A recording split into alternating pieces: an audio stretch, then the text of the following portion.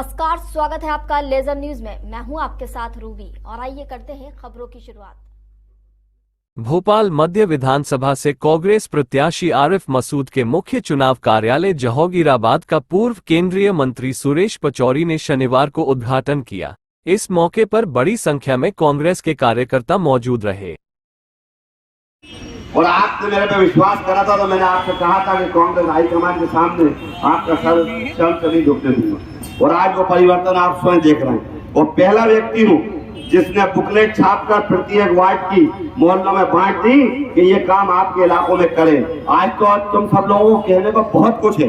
आज कांग्रेस के कार्यकर्ता कह सकता है कि अगर आपने हमारे कहने से वोट दिया था तो हमारे विधायक ने आपको शर्मसार नहीं होने दिया, जो काम बने वो कराकर आपके बीच दे दिए।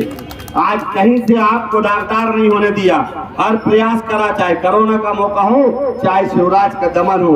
अब आपको हमको मुत्तहिद होकर लड़ना है, क्योंकि पहले भी मैंने कहा था, 500 साल ये कहा है कि मुझे किसी अकेले ने नहीं बनाया, मुझे सब ने मिलकर बनाया है। और आज फिर कह रहा हूँ कि सब मिलकर ही मुझे बनाओगे, कोई अकेला कोई नहीं बन सकता। तो आज सबको मिलना पड़ेगा।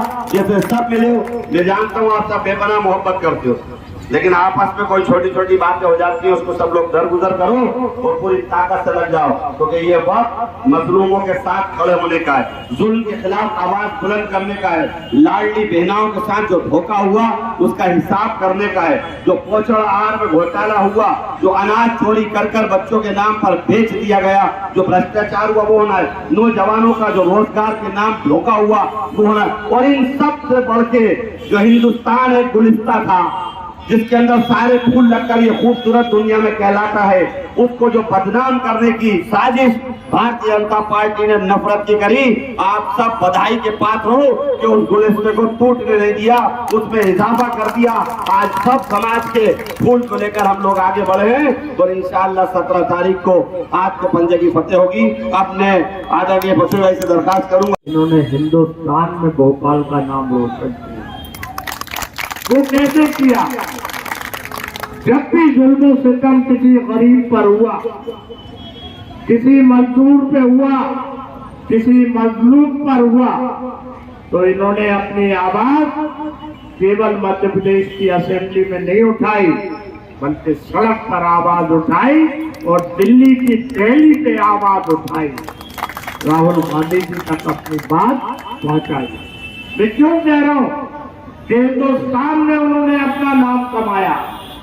जब बात आती थी कि कौन निर्भीकता से अपनी बात एमएलए के रूप में कहता है, करता है, तो नाम आरिफ मसूद जी का दिल्ली में लिया जाता है। जब मैं बात कह रहा हूं कि डॉक्टर शंकर दयाल जी शर्मा ने भोपाल का नाम कमाया, तो मैं बात ये भी कह रहा हूं कि आरिफ मसूद जी ने 5 साल में दिल्ली में अपना नाम कमाया।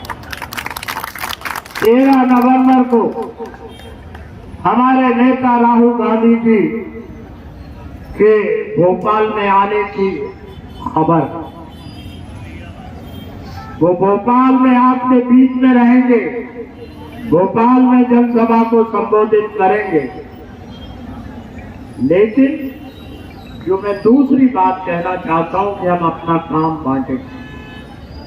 जो बात जहीर भाई ने कही, हम पहले अपने अपने पोलिंग बूथ की जिम्मेदारी अपने हाथ में लें।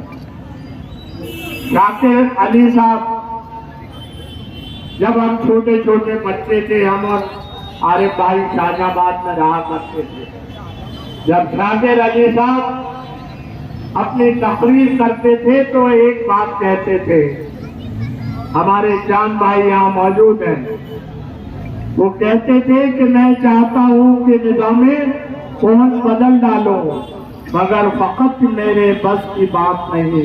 उठो पढ़ो दुनिया के आम इंसानों, ये सब की बात है, वो 4